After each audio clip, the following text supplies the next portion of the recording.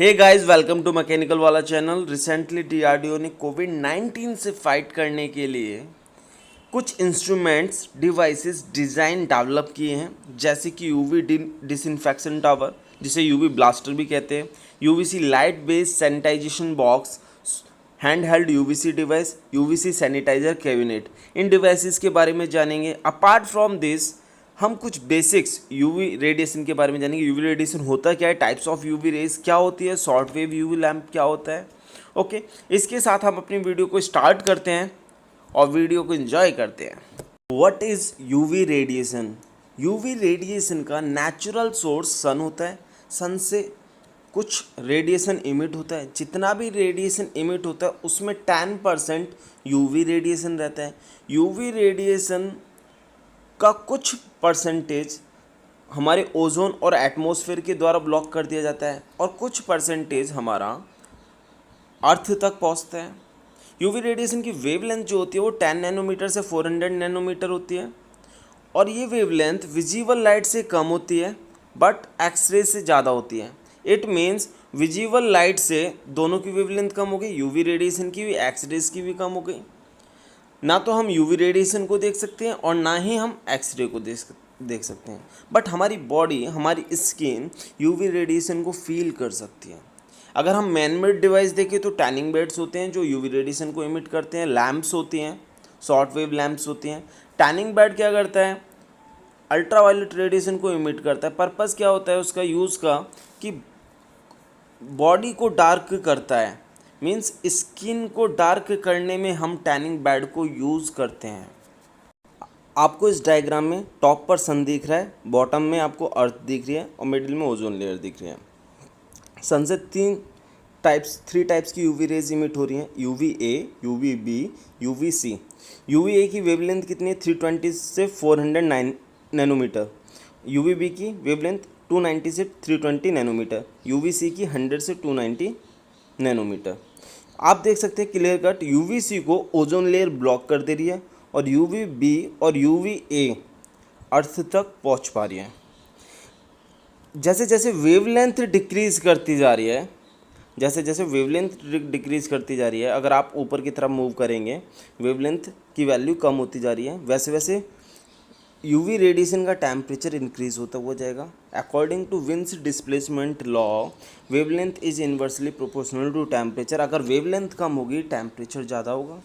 इस फिगर से ये क्लियर हो गया कि यूवी सी को ओजोन लेयर ब्लॉक कर दे रही है, यूवी बी और यूवी ए टाइप की रेज हमारी अर्थ तक पहुंच पा रही हैं। Okay my dear friends, previous slide में मैंने बताया, अभी प्रीवियस डायग्राम में बताया, सन से जो रेडिएशन इमिट हो रहा है यूवी रेडिएशन, उसमें 3 टाइप्स की रेज रहती हैं, UV A, UV B, UV C. UV A की वेवलेंथ लॉन्गर होती है, यूवी सी की शॉर्टर होती है। वेवलेंथ जिसकी कम होगी उसका टेम्परेचर ज़्यादा होगा, क्योंकि according to Wien's displacement law wavelength is inversely proportional to temperature. जिसका टेम्परेचर ज़्यादा होगा उस वेवलेंथ की एनर्जी, उस रेज की एनर्जी सबसे ज़्यादा होगी। अगर हम यूवी ए, यूवी बी को देखें, क्योंकि यूवीसी को तो ओजोन लेयर हमारी ब्लॉक कर दे रही है, तो जो बचा हुआ रेडिएशन, यूवी रेडिएशन जो ओजोन को पास करके आता है, उसमें 95% यूवी ए होती है और 5% यूवी बी होती है। और दोनों radiation UV A, UV B दोनों रेडिएशन अर्थ तक आते हैं। ओके, अर्थ सरफेस तक आते हैं। यूवी रेडिएशन हमारी स्किन में डीप पेनिट्रेट कर सकता है, जिसकी वजह से रिंकल्स पड़ जाते हैं, एज स्पॉट्स होते हैं। स्किन एजिंग प्रॉब्लम जो होती है वो यूवी ए रेडिएशन की वजह से होती है। रिसेंटली साइंटिस्ट द्वारा स्टडी में पाया गया है कि इस यूवी ए की वजह से भी स्किन कैंसर हो सकता है। यूवी बी हमारे स्किन में एंटर करती है, डीएनए को डैमेज कर सकती है और यूवी बी की वजह से सनबर्न हो जाता है। Apart from this, skin cancer UV B की वजह से भी होता है, जो कि काफ़ी पहले प्रूव किया जा चुका है। UV B clear cut related है सनबर्न से। यूवी ए स्किन एजिंग से काफ़ी बार पूछा जाता है कि स्किन एजिंग किससे होती है, तो यूवी ए से स्किन एजिंग होती है। सनबर्न जो होता है वो यूवी बी की वजह से होता है। स्किन कैंसर दोनों की वजह से होता है। ओके, यूवी सी को देखें। यूवीसी जेनेटिक मटेरियल को डिस्ट्रॉय कर देती है, चाहे वो इंसान में हो चाहे वायरल पार्टिकल्स में हो। यूवीसी को जर्मिसाइडल भी बोला जाता है, जर्म्स को ख़त्म कर देती है। यूवीसी ओजोन लेयर के थ्रू एब्जॉर्ब कर दी जाती है, ब्लॉक कर दिया जाता है यूवीसी को एटमॉस्फेयर में ही before reaching the earth surface. इसलिए ओजोन लेयर को अर्थ का सुरक्षा कवच कहा जाता है।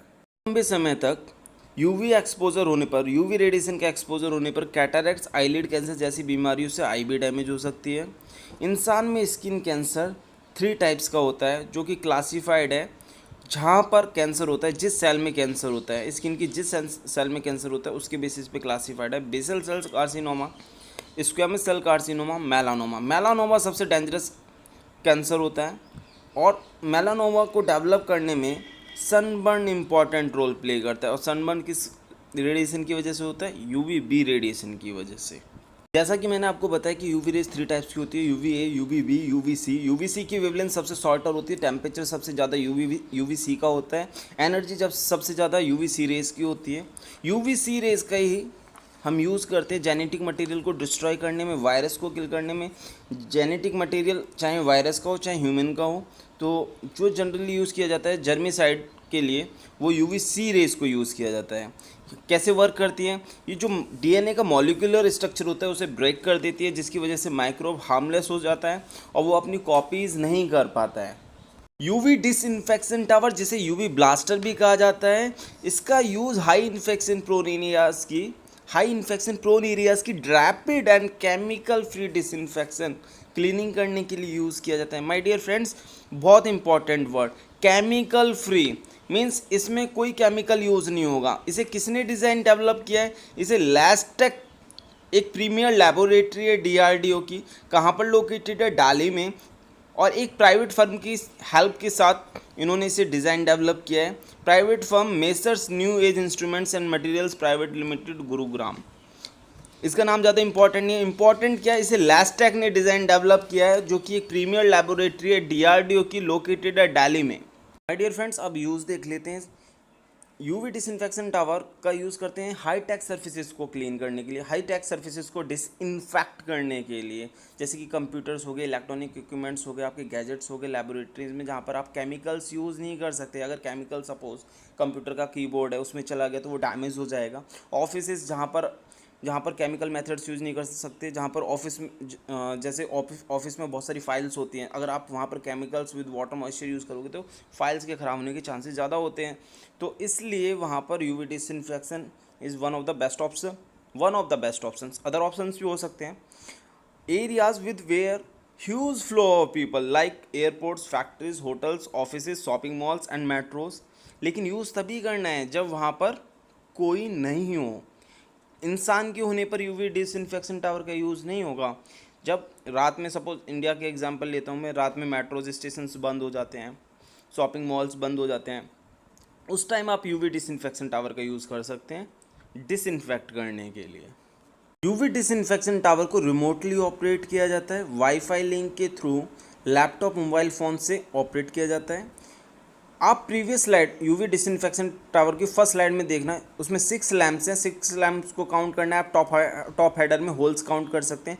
हर लैंप 43 वॉट पावर का है और 254 नैनोमीटर की वेवलेंथ पर 360 डिग्री एलुमिनेट करता है। मीन्स अगर आपने किसी रूम में डिसइंफेक्शन टावर को रख दिया तो वो 360 डिग्री कवर करेगा चारों ओर का area.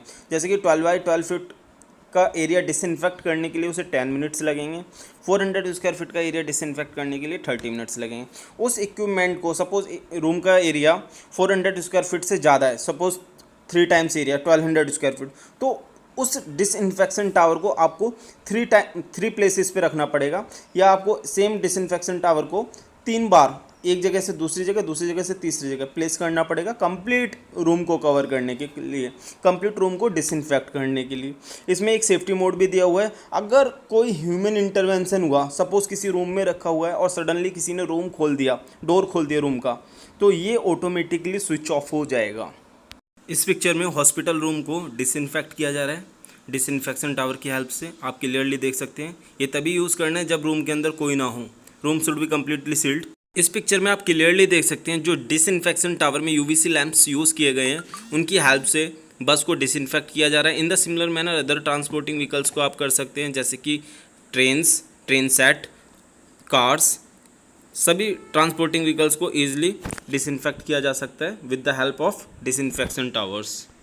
My dear friends, disinfection tower में यूवी लैंप्स का यूज़ किया गया है। डिसइंफेक्शन टावर को आपको हैंड्स और स्किन को डिसइंफेक्ट करने के लिए यूज़ नहीं करना है, क्योंकि आपको पता है यूवी लैंप्स में शॉर्ट वेव रेडिएशंस यूज़ किए जाते हैं जो कि आपके जेनेटिक मटेरियल को डैमेज कर सकते हैं।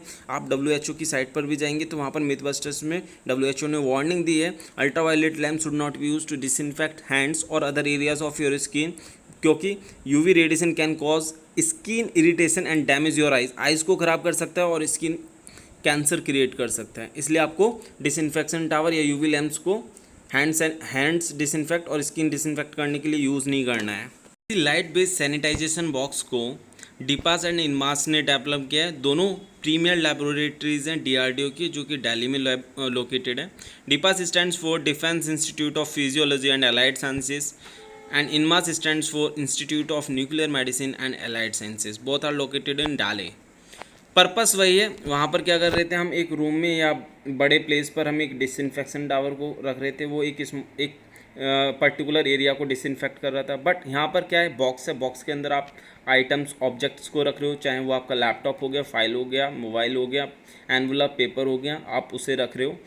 फंक्शन वही है कि यहाँ पर भी वो मटेरियल को डिस्ट्रॉय कर रही हैं। कंस्ट्रक्शन में देखा जाए तो यूवी लैंप्स यूज़ किए जा रहे हैं इसमें भी, जो कि शॉर्टर मोर एनर्जेटिक वेवलेंथ की रेज जनरेट कर रही हैं और जो RNA या DNA है उसके स्ट्रक्चर को ब्रेक कर रही हैं, जिसकी वजह से वो हार्मलेस हो जा रहा है माइक्रोब्स और कॉपीज़ नहीं कर पा रहा है, जिसकी वजह से वो ट्रांसमिट नहीं हो पा रहा है। एनवायरनमेंट फ्रेंडली है, इसे किसी भी ऑफिस में रखा जा सकता है, but that should be completely sealed जब आप उसे यूज़ कर रहे हैं। Contact free effective method of sanitisation है। इसमें आपको मोबाइल जैसे आपको उसमें रखना है, एक बार आपने रख दिया उसके बाद वो डिसइंफेक्ट हो गया, तो ये आपका एक कॉन्टैक्टलेस मेथड हो गया सैनिटाइजेशन का। इस पिक्चर पे आपको क्लियरली दिख रहा है सैनिटाइजेशन बॉक्स के फ्लोर पर और टॉप सरफेस पे एक UVC लैंप लगा हुआ है। मीन्स पूरे बॉक्स में 2 UVC लैंप्स लगे हुए हैं। किस तरह का लगा हुआ है वो मैंने पिक्चर में बॉटम में दिखा रखा है। इस तरह का UVC लैंप लगा हुआ है। ये UVC लैंप्स 1 मिनट में 100 मेगाजूल पर centimetre square UV dose radiate करते हैं, जिससे कोविड-19 वायरस को डीएक्टिवेट किया जाता है। हैंड हेल्ड UVC डिवाइस, इसे हैंड हेल्ड इसलिए बोलते हैं क्योंकि इसे हाथ से होल्ड किया जाता है। इसमें एक नंबर 8 वॉट UVC लैंप लगा रहता है। यूज़ करते वक्त ह्यूमन बीइंग की किसी भी सरफेस पर रेडिएशन नहीं आना चाहिए, UVC रेज नहीं आनी चाहिए। इसका यूज़ ऑफिस में बहुत ज़्यादा किया जाता है, हाउस होल्ड ऑब्जेक्ट्स के लिए किया जाता है, like chairs, files, postal delivered items, food packets. क्या करते हैं, जिस भी ऑब्जेक्ट को सपोज चेयर को करना है तो चेयर के ऊपर से UVC हैंड हेल्ड डिवाइस को पास किया, और किस रेट पर ये कर रहा है, 45 सेकंड में 100 मेगाजूल पर सेंटीमीटर स्क्वायर UVC रेस को इंसिडेंट कर रहा है उस ऑब्जेक्ट पे जिसको हम डिसइंफेक्ट कर रहे हैं। और कितनी डिस्टेंस से कर रहा है ये, लेस देन 2 इंचेस। सपोज किसी फाइल को अगर आपको डिसइंफेक्ट करना है, उस फाइल से आपको लेस देन 2 इंचेस डिस्टेंस पर हैंड हेल्ड डिवाइस को मेंटेन करना होगा उस पर्टिकुलर फाइल को डिसइंफेक्ट करने के लिए। तो इससे क्या होगा कि आप अगर फाइल्स को, जैसे ऑफिस में फाइल्स होती हैं, फाइल्स का मूवमेंट होता है, अगर आपको फाइल्स को डिसइंफेक्ट करना है, अगर आप फ्रिक्वेंटली कर रहे हैं, फ्रिक्वेंटली मीन्स एक बार ऑफिस में फाइल्स आ गई, कलेक्ट हो गई, उसके बाद आपने फाइल्स को सबको डिसइंफेक्ट किया before moving to another office, तो इससे transmission of corona virus prevent होगा।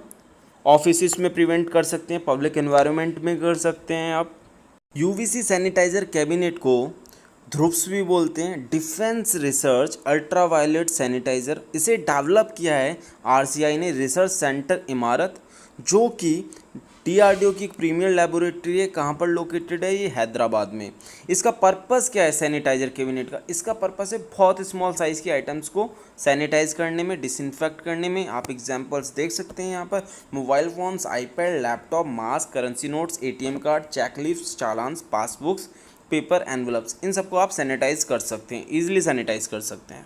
रिसर्च सेंटर इमारत doctor APJ Abdul Kalam missile complex DRDO की प्रीमियर लैबोरेटरी है, हैदराबाद में लोकेटेड है। इसे इस्टेब्लिश किया था late doctor APJ Abdul Kalam इन 1988।